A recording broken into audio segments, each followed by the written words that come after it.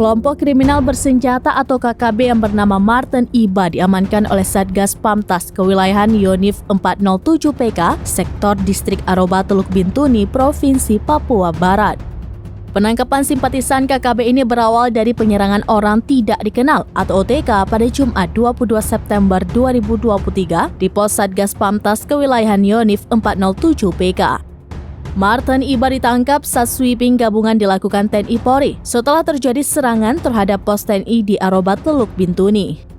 Dan Satgas Yonif 407 PK Letkol Infantri Hermawan Setiabudi mengatakan telah terjadi gangguan dari OTK terhadap pos TNI di Aroba Teluk Bintuni.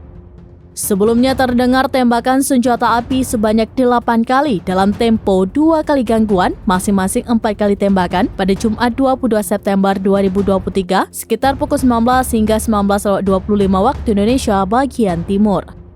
Setelah kejadian tersebut dan Satgas P07PK memerintahkan Danpos Aroba, Danpos Sumuri, dan Danpos Tomage untuk meningkatkan siaga dan melaksanakan patroli perimeter seputaran pos kios-kios yang menjual bahan makanan ke OTK.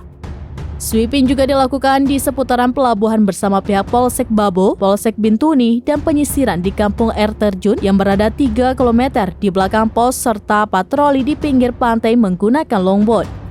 Sementara itu, Kapten Kogab Wilhan 3, Kolonel Cizi GN Suryastawa dalam rilisnya pada Minggu 24 September 2023 menyampaikan bahwa telah diamankan 1 orang simpatisan KKB Papua Barat terkait dengan serangan OTK terhadap pos TNI sebelumnya.